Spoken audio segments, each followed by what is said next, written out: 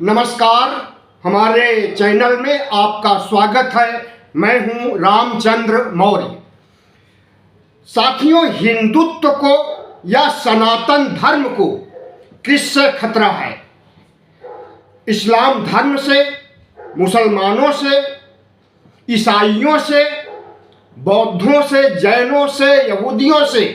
जी नहीं, इन सब से किसी से खतरा सनातन धर्म या हिंदू धर्म को नहीं है। हिंदू धर्म और सनातन धर्म को खतरा अगर है तो वह सनातन धर्म से ही है। सनातन धर्म में आज जो धर्माचार्य हैं और आज जो सनातन धर्म की सियासत करते हैं और आज जो सनातन धर्म के संगठन, हिंदू धर्म के संगठन के सबसे बड़े कर्ता धर्ता हैं, इन सब में जंग छिड़ी हुई है। शंकराचार्य से लेकर प्रधानमंत्री नरेंद्र मोदी, मुख्यमंत्री योगी आदित्यनाथ, आरएसएस प्रमुख मोहन भागवत, सभी के सभी सनातन धर्म को कमजोर कर रहे हैं या यूं कहें सनातन को खत्म कर रहे हैं। सनातन धर्म में सबसे बड़े धर्माचार्य शंकराचार्य होते हैं, जो चारों दिशाओं में विद्यमान हैं। उत्तर दिशा में विद्यमान उत्तराखंड में स्वामी अभिमुक्तेश्वरानंद माघ महीने से ही योगी आदित्यनाथ के खिलाफ मोर्चा खोले हुए हैं और योगी आदित्यनाथ भी शंकराचार्य के खिलाफ मोर्चा खोले हुए हैं। इस बीच लखनऊ में धरना प्रदर्शन भी हुआ। दिल्ली के लिए सुनने में आ रहा है कि तैयारी चल रही है और पूरा सनातन समाज बंट चुका है। आरएसएस प्रमुख मोहन भागवत योगी आदित्यनाथ के साथ खड़े हैं। प्रधानमंत्री नरेंद्र मोदी भी योगी आदित्यनाथ के साथ खड़े हैं। तो माना जा रहा है कि अमित शाह शंकराचार्य अभिमुक्तेश्वरानंद के साथ खड़े हैं। बाकी तीनों शंकराचार्य अभिमुक्तेश्वरानंद के साथ है। यहां तक कि अनेक जगत गुरु और महामंडलेश्वर और साधु संतों के अखाड़े सभी के सभी अभिमुक्तेश्वरानंद के साथ खड़े हैं। लेकिन माघ महीने से ही जिस तरह से सबसे पहले योगी आदित्यनाथ के खिलाफ अभिमुक्तेश्वरानंद ने मोर्चा खोला और अब उनका दायरा बढ़ गया है। दायरा यहां तक बढ़ गया है कि संघ प्रमुख मोहन भागवत, जी हां, आरएसएस प्रमुख मोहन भागवत के खिलाफ भी शंकराचार्य आग उगलने लगे हैं। प्रधानमंत्री नरेंद्र मोदी को भी इस घेरे में ले लिए हैं, लेकिन अमित शाह के खिलाफ कोई भी बयान नहीं दे रहे हैं और दूसरी तरफ विपक्ष की सराहना कर रहे हैं। समाजवादी पार्टी और कांग्रेस पार्टी को अभिमुक्तेश्वरानंद सराहना कर रहे हैं इनके कार्यों के लिए और धार्मिक गतिविधियों के लिए और राष्ट्र को, हिंदुत्व को आगे बढ़ाने के लिए। लेकिन भारतीय जनता पार्टी के ऊपर नाराज है माघ से नहीं। जब राम मंदिर का उद्घाटन किया गया था 22 जनवरी 2024 को, तभी से प्रधानमंत्री से नाराज बैठे हैं, खौफ खाए बैठे हैं। अभिमुक्तेश्वरानंद ही नहीं, बाकी तीनों शंकराचार्य, क्योंकि उन्हें राम मंदिर के उद्घाटन और प्राण प्रतिष्ठा में बुलाया भी नहीं गया। सनातन धर्म के सबसे बड़े धर्माचार्य को बिना बुलाए राम मंदिर का उद्घाटन और प्राण प्रतिष्ठा कर दिया गया, तो नाराजगी तो बनती है खफा होने की। एक ही नहीं, चारों शंकराचार्यों, और चारों शंकराचार्यों ही नहीं, तमाम महामंडलेश्वर और साधु संतों की टोली मंडली और अखाड़े भी अगर नरेंद्र मोदी और अमित शाह और मोहन भागवत के खिलाफ खड़े हो गए हैं, तो इसे क्या कहा जाएगा कि सनातन धर्म मजबूत हो रहा है, सनातन धर्म आगे बढ़ रहा है, या सनातन धर्म खतरे में आ गया है। सनातन धर्म के अंदर जो जंग छिड़ी हुई है, यह जंग कब खत्म होगी कुछ नहीं कहा जा सकता है। अभी हाल में स्वामी अभिमुक्तेश्वरानंद शंकराचार्य ने योगी आदित्यनाथ पर भड़कते हुए कहा कि वो कसाई है, कसाई।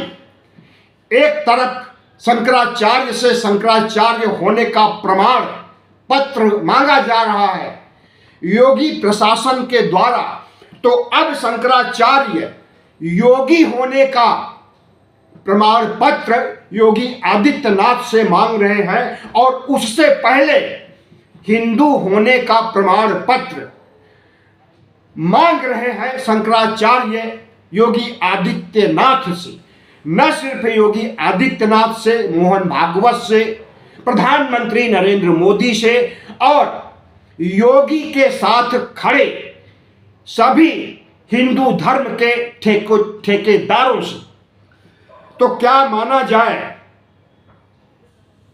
कि शंकराचार्य जो गाय को राष्ट्र माता या गो माता बनाने के लिए संघर्षरत है अरसे से, जो गोमांस पर रोक लगाने, गो तस्करी पर रोक लगाने और गोमांस के नियंत्रण के बाहर देशों में भेजे जाने के खिलाफ हैं और इस पर वह रोक लगाना चाहते हैं, तो क्या यह रोक लगेगी? क्या गाय को राष्ट्रीय पशु घोषित किया जाएगा या राष्ट्र माता घोषित किया जाएगा? हमें लगता है कि ऐसा कुछ भी नहीं होने वाला है। अगर प्रधानमंत्री नरेंद्र मोदी को लगेगा कि गाय को राष्ट्रीय पशु या राष्ट्रीय माता घोषित करने से उन्हें सियासी फायदा होगा, तब वह जरूर घोषित करेंगे। लेकिन जब सियासी फायदा की गुंजाइश उन्हें नहीं लग रही है, तो वह कतई नहीं घोषित करेंगे, क्योंकि प्रधानमंत्री नरेंद्र मोदी हर चीज में चुनावी फायदा ही देखते हैं।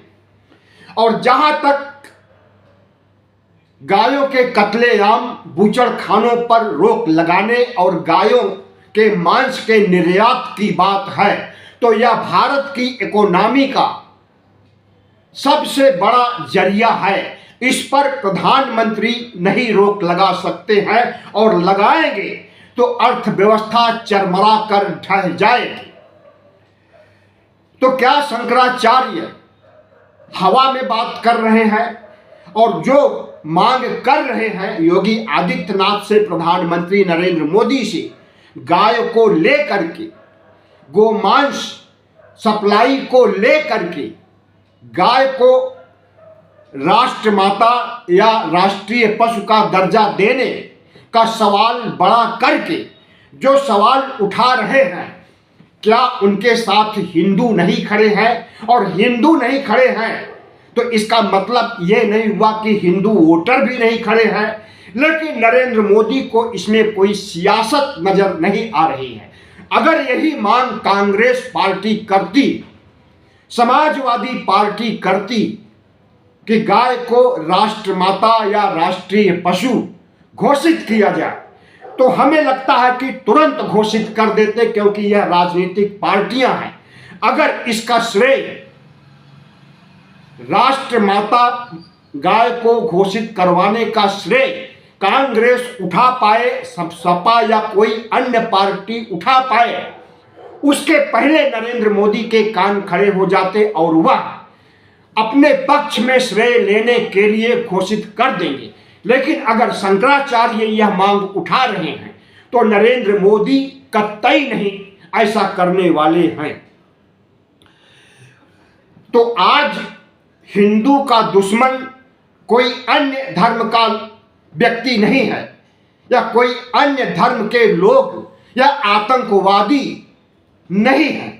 हिंदू धर्म के दुश्मन हिंदुत्व के पुरोधा ही बैठे हुए हैं, जिनकी नजर में हिंदू धर्म सिर्फ वोट का जरिया रह गया है, सियासत साधने का और वोट जीत करके राज करने का तौर तरीका ही रह गया है, एक साधन के रूप में, जबकि धर्म और अध्यात्म खुद अपने आप में साध्य है और उसी साध्य को आगे बढ़ाने के लिए और सिर्फ सनातन धर्म को नहीं अन्य धर्मों को भी आगे बढ़ाने के लिए अगर शंकराचार्य अनशन कर रहे हैं, शंकराचार्य लड़ाई लड़ रहे हैं, तो हम समझते हैं कि उनके साथ धर्म निरपेक्ष शक्तियां भी किसी न किसी रूप में खड़ी हैं।